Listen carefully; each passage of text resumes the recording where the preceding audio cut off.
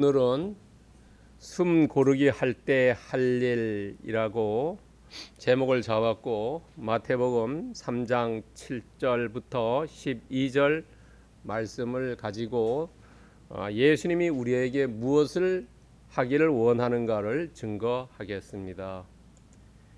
여러분, 운동 경기를 보면은 중간에 휴식이 있죠. 우리가 자주 보는 축구 경기도 45분 경기를 하고 15분간 쉬었다가 다시 45분 경기를 합니다. 그 쉬는 시간을 하프 타임이라고 하지요. 그 시간에 다시 전열을 정비하고 운동 선수들은 이제 화장실도 갔다 오고 자기 나름대로 다시 컨디션을 조절해서 나머지 45분 후반전을 임합니다. 여러분, 우리도 직장에 다니든 또 어떤 일을 하든 지금 이 시간에 가장 더울 때죠. 그리고 이때 많은 사람들이 휴가를 떠납니다. 그것을 7말 8초입니다.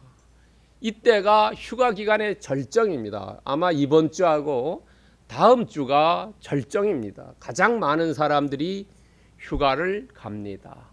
그런데 여러분들, 이 절정의 기간에 휴가를 가면은 보통 사람들은 다 짜증을 냅니다. 왜 짜증을 내겠습니까? 사람이 너무 많다는 거지요.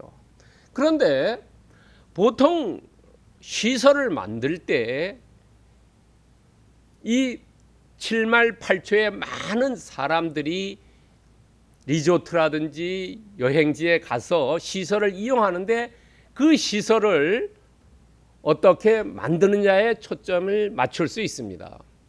여러분, 보통 최대 사람들이 많이 올 때 이 7말 8초에 최대로 사람이 많이 여행을 가는데 그 여행 가는 사람들의 40%에서 25% 사람들을 수용할 수 있는 시설을 만듭니다.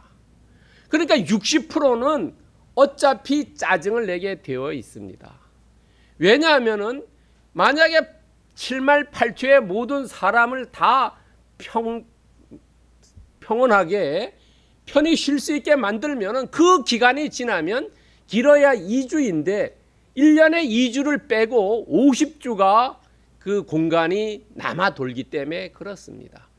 그래서 가능하면은 7말 8초에 여행을 가지 않고 이것이 지난 다음에 여행을 가는 게 잘 여행을 아는 분들이 다니는 방법입니다.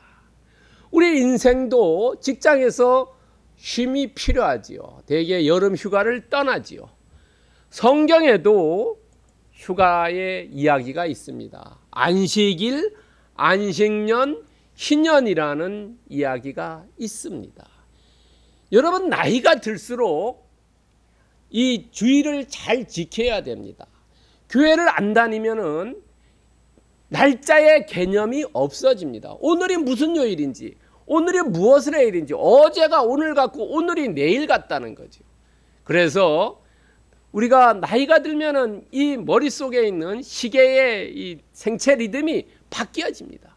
그래서 늘 우리도 휴식할 때는 휴식을 해야 합니다. 그래야지 새로운 재충전을 받아서 더 잘 일할 수 있다는 거지요. 여러분, 휴가를 가고 우리가 재충전을 받을 때 가만히 한번 생각해 보자는 거지요. 무엇을 하느냐 하는 겁니다.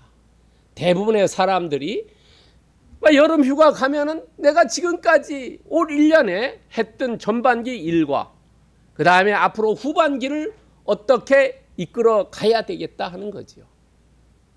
그러니까 휴가를 통해서 재충전을 받는데 재충전은 그냥 재충전이 아니라 내가 지나온 시간을 회고하고 앞으로의 시간을 계획하는 겁니다. 여러분, 그래서 우리는 반드시 휴식이 필요합니다.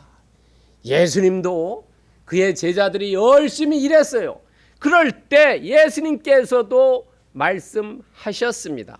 마가복음 6장 31절에 보면은 너희는 따로 한적한 곳에 가서 잠깐 쉬어라 라고 말씀해 주셨어요. 우리가 계속 일하면은 일의 능률이 안 오른다는 거죠. 그래서 시간을 내어 가지고 휴식을 취한 다음에 다시 일에 임할 때 능률이 100%가 아니라 120%, 150%를 낼 수 있다는 겁니다. 예배에 나오신 분들도 시간을 내어 가지고 이 무더운 여름에 한적한 곳에 가서 잠깐 쉬시기를 축원드립니다. 오늘 본문을 보면은요, 본문은 예수님께서 갈릴리에서 1차 사역과 2차 사역 그 중간에 있습니다. 여러분, 예수님께서 세례 요한으로부터 세례를 받고 공생애를 시작합니다. 공생애 처음 시작한 곳이 광야에 가서 40일간 금식하면서 사탄들을 물리쳤죠. 그 다음에 갈릴리 와서 해변가에서 4명의 제자를 부릅니다. 그것이 1차 사역의 시작입니다. 그리고 1차 사역이 끝난 다음에 2차 사역이 시작되는데 2차 사역은 12명의 제자를 세운 이후에 2차 사역이 시작됩니다. 오늘 본문 12절 이후에 13절부터가 바로 12명의 제자를 세우는 사건이 나옵니다. 그러니까 1차 사역을 끝내고 2차 사역을 시작하기 전에 예수님께서 쉼을 취하는 내용입니다. 1차 사역을 오늘 본문을 자세히 보시면 1차 사역을 요약을 합니다. 내가 어떤 일을 했다는 것을요. 그것은 예수님께서 사람들의 구심점이 되었다는 거죠. 그 당시의 상황을 보면 로마 제국의 탄압이 있었고 그 갈릴리 땅에 관리들로부터 수탈을 당했어요. 그러니까 이 백성들은 정말 어디 마음 둘 데가 없어요. 그랬을 때 예수님께서 나타나셔서 이 사람들을 휘어잡았다는 거죠. 그래서 많은 사람들이 예수님을 쫓아다니기 시작합니다. 그리고 예수님께서 그 사람 오는 사람들을 육적인 치료도 해주고 영적인 치료도 해주십니다. 그러니까 그 당시에는 오늘보다 의료시설이 형편없었죠. 그랬을 때 생각해 보세요. 불치의 병이 가서 예수님 만나서 나았다고 하면은 뭐 예수님 따라다니겠죠. 잊지 못하겠죠. 그 옆에 사람들에게 입소문 내서 야, 예수님한테 가면 치유받을 수 있다라고 이야기하지 않겠습니까? 그러나 이렇게 예수님을 따라드는 한 무리가 있고 또 한 무리는 예수님에 반대하는 사람이 있었다는 거예요. 왜냐하면 기득권을 유지하려는 사람들, 그 사람들은 반대했다는 거죠. 대표적인 것이 귀신들입니다. 귀신들은 예수님을 알았지만 항상 대적자로 나옵니다. 예수님을 고백하지만은 대적자로 나와요. 행동이 달랐다는 거예요. 말하는 것과 행동하는 것이 달랐다는 거죠. 사자성어란 복빌복검이라 하죠. 복밀복검요. 입에는 꿀 같은 얘기하지만 뱃속에는 칼을 가는 사람. 그게 귀신들이었다. 그리고 오늘 본문을 자세히 보면은 여러분 예수님이 언급되어 있어요. 예수님은 단어가 없는 데는 자세히 읽어보면 대명사로 예수님을 지칭하고 있다는 겁니다. 그리고 오늘 귀신들이 나오는데 귀신은 예수님과 조우한 것이 4번째입니다. 첫 번째, 두 번째, 세 번째는 예수님이 귀신들을 쫓아내요. 축사해요.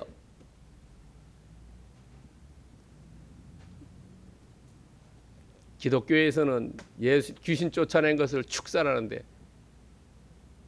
천주교에서는 구마라 그러지 않습니까? 그런데 오늘은 예수님께서 귀신들을 쫓아내지 않고 경고합니다. 오늘 네 번째는 경고를 해요. 그리고 오늘 본문을 자세히 보면은 오늘 본문은 예수님께서 바닷가에서 제자들과 있습니다. 그리고 배도 준비하라고 합니다. 예수님이 중풍병자를 치유한 이후에도 바닷가 가셨어요. 오늘 바닷가 가기 전에 바로 앞에 사건은 손 마른 사람을 치유해 준 사건이에요. 예수님께서는 치유한 이후에 바닷가에 가셔서 휴식을 취했다는 거죠. 아마 치유할 때 온 힘과 영을 다 쏟아가지고 탈진했냐 하는 생각이 듭니다. 그래서 휴식하러 가야 돼요. 여러분, 어떤 일을 할 때 정말로 프로젝트 맡아서 최선을 다한 다음에 그것이 끝나면 사람이 약간 허해지지요. 그럴 때 휴식을 취해야 된다는 거죠.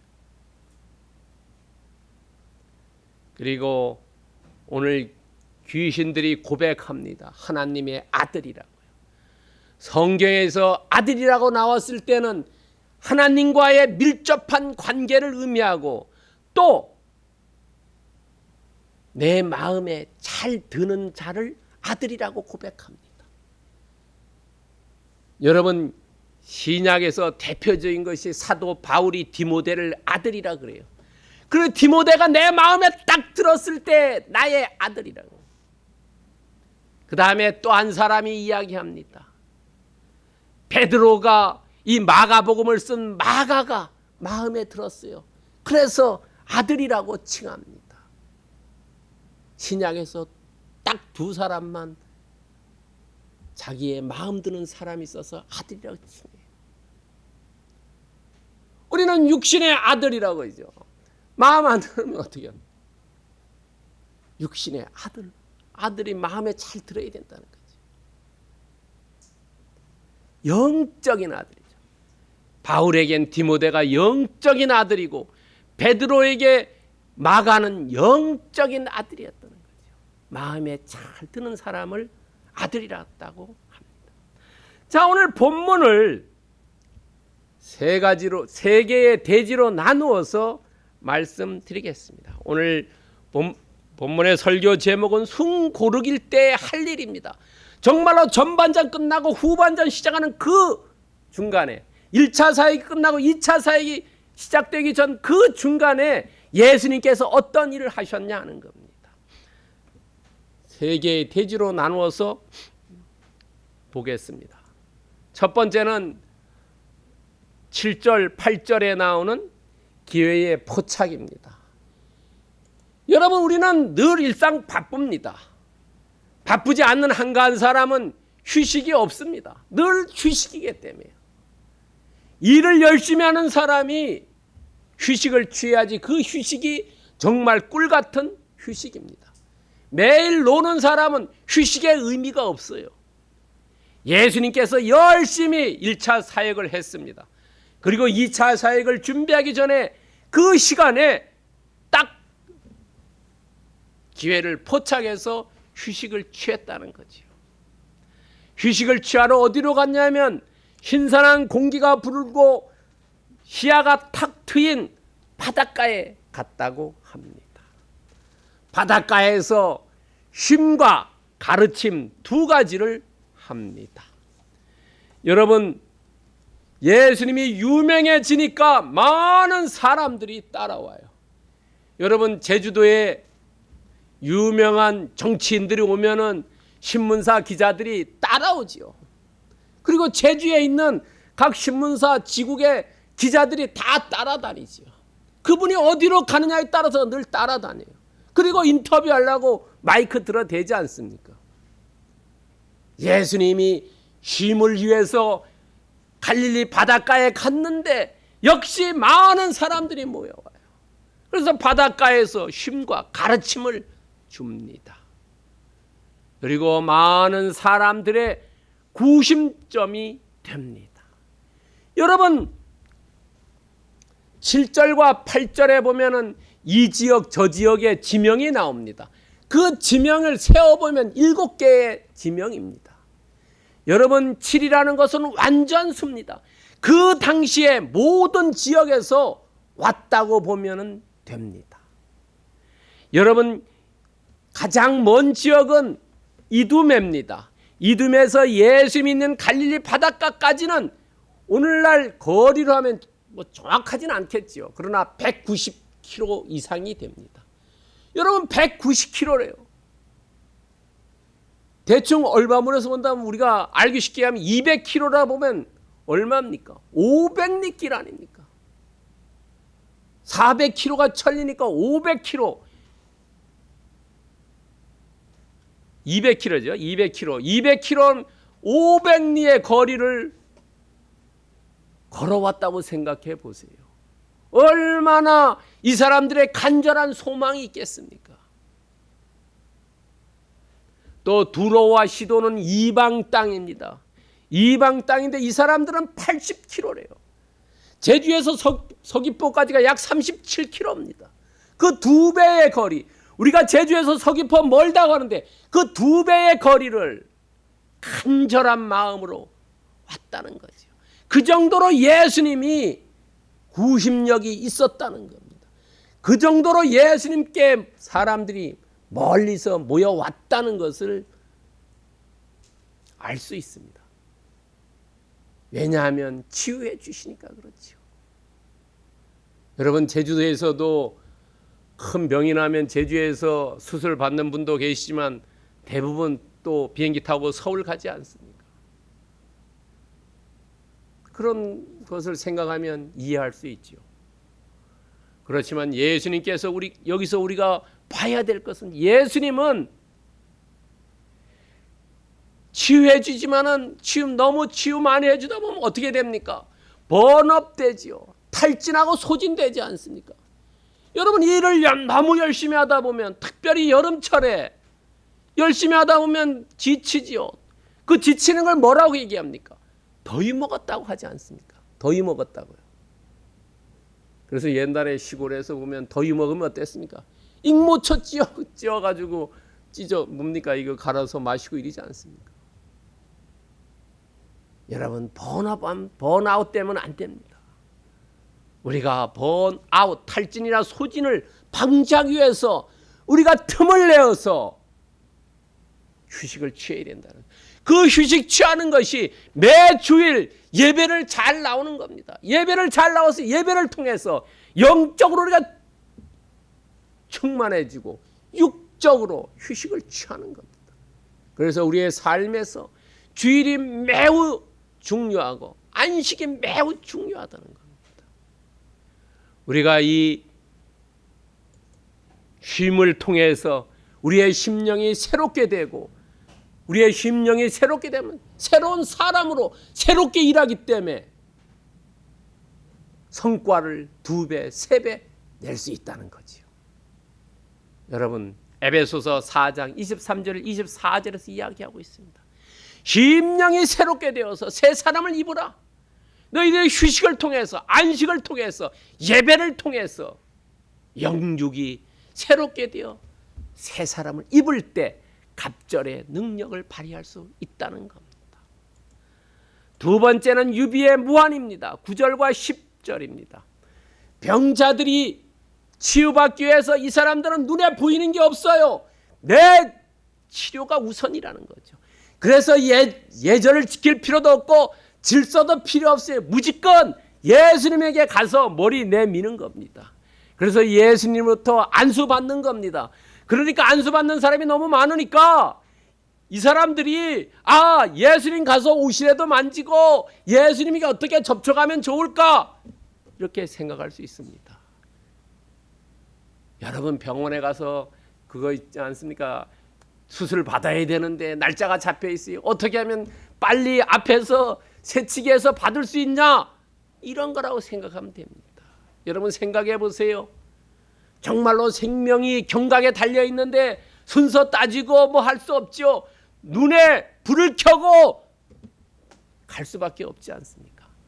이런 극한 상황이 오니까 예수님께서 내가 잘못하다 여기다가 물에 빠져 죽겠다. 이 사람들이 밀쳐서 큰일 나겠다. 그래가지고 배를 준비하라고 제자들에게 얘기해요. 이 배는 어떤 배냐 하면은 베드로와 요한이 고기 잡는 배, 그것보다가 작은 배입니다. 베드로가 고기 잡다가 요한과 야고보가 고기 잡다가 예수님이 따라오라는 그 배보다가 작은 배입니다. 한 서너 명 정도 탈 수 있는 배라고 해요. 아니면 더 작은 배면 두세 명 탈 수 있는 이 배를 준비해가지고 예수님이 거기에 가셨어요. 그리고 거기서 말씀하셨어요. 왜냐하면 사람들이 올 수가 없기 때문에. 우리가 휴식을 취할 때 사람들과 자꾸 관계 맺으면 안 되는 거예요. 핸드폰으로 연락하고 이러면 안 되는 거예요. 모든 거 다 끄고 조용히 혼자서 고독하게 예수님 만나고 하나님 만나야지 휴식을 취한다는 겁니다. 번잡하게 하면은 오히려 휴가 갔다 와가지고 더 힘들지요. 안간히만 못했다 가지요. 여러분, 그래서 위험에 준비해가지고 예수님은 배를 준비시켰다는 거죠. 무리들이 예수님과 이해한 것은 무조건 예수님이 메시아가 이렇게 생각하지 않았다는 거예요. 이 사람들은요. 가서 병 고치는, 병만 고쳐주는 그런 사람으로 인식했기 때문에 예수님이 배를 탔다는 겁니다. 여러분, 우리가 휴가 가서 많은 사람들이 다칩니다. 대부분의 사람들이 여름철에 휴가 가가지고 물놀이 하다가 익사 사고가 많은 것을 봅니다. 그 사람들은 그 지역 사람들이 아니래요. 놀러 왔던 사람들입니다. 왜냐하면 마음이 들떠서 제대로 예방 조치 안 하고 위험에 대해서 너무 노출되어 있기 때문에 생명을 잃지요. 여러분, 우리가 휴식을 취할 때 사탄 마귀가 우리를 계속 공격해요. 그 사탄 마귀를 물리칠 수 있게 대비해야 된다는 거죠. 그러기 위해서 에베소서 6장 11절에 이야기합니다. 마귀의 관계를 능히 대적하기 위해서 너희들은 하나님의 전신갑주를 입으라는 겁니다. 내가 완전히 풀어제꼈을 때 내가 그냥 다 무장 해제하면은 어떻게 적으로부터 공격당한다는 거지요. 이스라엘의 사람들이 안식일이라도 그 사람들은 군인들은 국가를 지키지요. 우리도 6.25 때 어땠습니까? 제대로 안 해서 일요일날 아침에 당했지 않았습니까? 우리가 휴식 간다 하더라도 우리의 영혼이, 우리의 육신이 위험을 대비해야 된다는 거지요. 예수님처럼요. 예수님 보여주셨어요. 세 번째는 아첨부복입니다. 11절과 12절입니다. 귀신들은 사람들보다가 영특합니다. 사람들은 예수님을 하나님의 아들이라고 고백을 못합니다.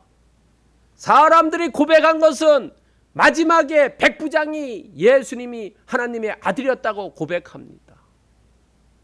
여러분요, 귀신은 우리보다가 머리가 더 좋습니다. 그래서 우리를 조정합니다. 통성합니다. 통솔하지요. 사람에게 들어와서 말 막하게 하고 행동 막하게 하고 미친 사람처럼 하는. 그렇지만은 이 귀신은 예수님을 겁냅니다. 앞에 세 번 예수님과 귀신이 만났을 때 예수님이 다 세 번 다 쫓아냈어요. 예수님은 만왕의 왕이고 만주의 주기 때문에 어떤 것도 예수님에게 대항할 수 없다는 거지요. 그러나 이 귀신들은 예수님을 인정했고 두려웠고 그래서 엎드렸지만은 이 사람은 사역의 해방꾼이었다. 한 번도 예수님과 협지나 협력하지 않고 항상 대적자로 서 있었다는 겁니다. 여러분, 해방꾼이었다는 거지요. 어떤 일을 할 때 보면 해방꾼이 반드시 있어요. 이 사탄 같은 무리, 해방꾼 잘 알아야 된다는 거죠. 그리고 예수님이 이 귀신들을 쫓아내지 않았지만 책망합니다. 왜 책망했냐면 내가 아직 때가 아니다는 거예요. 너희들이 나를 그렇게 하면 내가 거기에 맞장구 치면 내가 귀신의 왕밖에 안 된다는 거지요. 왜냐하면 아직 때가 오지 않았다는 거예요. 여러분 익지 않은 과일 따면은 떨기만하지요. 시기만 합니다. 적당하게 완숙되고 성숙되었을 때 그때가 돼야지 과실이 맛있다는 거지요. 그래서 예수님은 아직 때가 오지 않았고 때가 오면은 내가 말씀과 행동으로 내가 하나님의 아들이다. 내가 메시아다는 것, 내가 구원하는 사람이라는 것 보여주신다는 거지요. 여러분 아첨하고 이 부복하는 이 사탄의 무리를 잘 알아야 된다는 거죠. 여러분 우리도 휴가 가고 이랬을 때 옆에 사람들이 전반기 잘했습니다. 후반기도 잘하겠지요. 시기 질투하고 아첨 부복하는 사람들이 있다는 거죠. 이거 잘 구별해야 된다는 거죠. 우리 주변에는 많은 사람들이 아첨하고 시기 질투하는 사람, 이런 사람 많다는 거죠. 입으로는 그렇게 하지만 뒤로 돌아서서 뒷담하고 헐뜯는 사람 너무너무 많다는 거죠. 이런 사람 잘 예방해야 된다는 겁니다. 그래서 이 아첨의 질투에 빠지지 않으려면은 누가복음 22장 40절에서 얘기해요. 너희가 그런 유혹에 들어가지 말으라는 거. 그러기 위해서 기도해라라는 거죠. 여러분 사람 마음 이렇게 해주면 어떻습니까? 기분 좋아서 업돼서 그대로 하지요. 유혹에 빠지지 않게 기도해라 하는 겁니다. 세 번째는 본문의 메시지는 뭐냐는 거죠. 오늘 숨 고르기 할 때 해야 될 본문의 메시지, 예수님이 휴식 취하면서 한 일, 이것들을 보여주면서 우리는 무엇을 배워야 하느냐 하는 겁니다. 첫 번째 히브리서 4장 9절에 보면은 안식할 때 하나님의 백성은 남아있다는 게, 우리는 쉴 수 있는 권리가 있다고 합니다. 크리스찬들은 안식일 날 예배를 드리면서 휴식해야 한다는 거죠. 그럼으로써 예수님이 1차 사역과 2차 사역, 이 짬나는 이 시간에, 숨고르게 한 이 시간에 우리가 쉼을 어떻게 해야 되는지를 모델로 제시했다는 겁니다. 마태복음 11장 29절에 내게 배우라, 그리하면 마음이 쉼을 얻으리라. 오늘 예수님이 어떻게 쉼을 쉬으셨는지 그것을 통해서 우리도 그렇게 따라하면은 내 마음이 안식을 얻는다는 거지요. 그러나 그렇지 않고 내 멋대로 휴식을 취하면은 휴식 갔다 온 후에, 휴가 갔다 온 이후에 오히려 더 피곤하고 안 갔느니 못했다라고, 괜히 돈 썼다라고 생각한다는 거지요. 그래서 우리는 어떻게 해야 되냐 하는 겁니다. 우리는 휴식을 창출해야 한다는 거죠. 아무리 바빠도 다 내려놓고 휴식을 취할 때는 휴식을 창출해야 된다. 휴식 시간을, 휴가 기간을 만들어내야 된다는 거죠. 두 번째는 위험에 대비해야 된다는 거죠. 육적인 위험도 있고 영적인 위험도 있는데 이거 다 대비해야 된다는 거죠. 세 번째는 붕붕 사람들이 띄워주는데 올라타지 말고 정말로 이 사람이 나를 칭찬하는 건지 아첨하는 건지 그런 유혹을 잘 분별해서 배격하자는 거죠. 아첨하는 것은 배격해버리고 물리쳐야 된다는 거죠. 여러분, 그럼으로써 우리는 예수님처럼 새 힘을 얻어가지고 후반기를 정말로 독수리가 날개쳐 올라감과 같이 다름질해도 곤비치 아니하고 걸어도 피곤치 않는 이사야서 40장 31절에서 이야기하는 이 말씀이 저나 여러분의 고백이 될 것입니다. 우리도 올 여름 휴가를 맞이해서 정말로 예수님이 보여준 쉼 모델, 숨 고르기 때 할 일을 잘 보고 배워서 독수리 날개쳐 올라가는 새 힘을 얻고 피곤치 않고 곤비치 않는 후반기의 삶을 사시기를 그리스도의 이름으로 축원드립니다.